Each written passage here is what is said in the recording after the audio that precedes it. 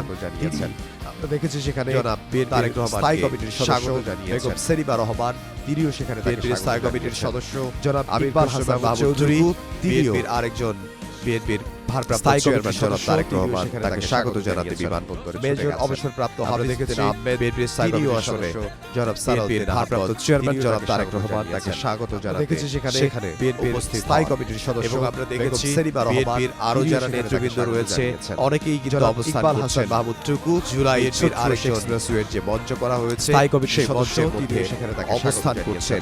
Major অবসরপ্রাপ্ত সেখানে অবস্থান করছেন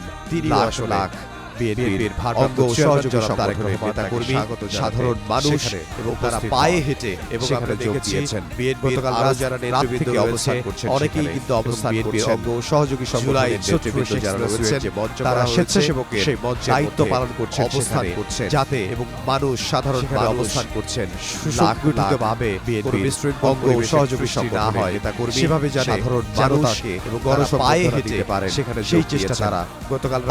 রাত থেকে অবস্থান করছেন সেখানে এবং বিএনপির অঙ্গ সহযোগী সংগঠনের নেতৃবৃন্দ যারা রয়েছেন সেই তারা স্বেচ্ছাসেবকের দায়িত্ব পালন করছেন সেখানে যাতে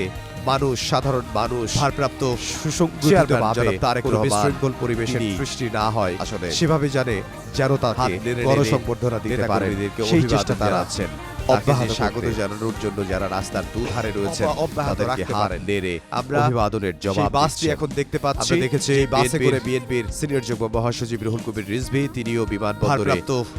চেয়ারম্যান জনাব তারেক রহমান তিনি ভারপ্রাপ্ত চেয়ারম্যান জনাব তারেক রহমান তাকে স্বাগত জানাতে অভিবাদন জানাতে তাকে স্বাগত জানানোর জন্য যারা রাস্তার বিমানবন্দরে রয়েছেন তাদেরকে হাত নেড়ে দেখেছি অভিবাদনের জবাব দিচ্ছে তারেক রহমান। আমরা দেখেছি বিএনপির জুবাইদা রহমান যুগ্ম মহাসচিব রুহুল কবির রিজভী তিনিও বিমানবন্দরে বিএনপির জায়বা রহমান তিনি উপস্থিত ছিলেন। ভারপ্রাপ্ত চেয়ারম্যান জনাব তারেক রহমান তাকে স্বাগত জানাতে তাকে অভিবাদন জানাতে বিমানবন্দরে উপস্থিত হয়েছেন। বিমানবন্দরে আমরা দেখেছি জনাব তারেক রহমান তার স্ত্রী ডক্টর জুবাইদা রহমান এবং তার মেয়ে জায়বা রহমান তিনি উপস্থিত ছিলেন। বিএনপির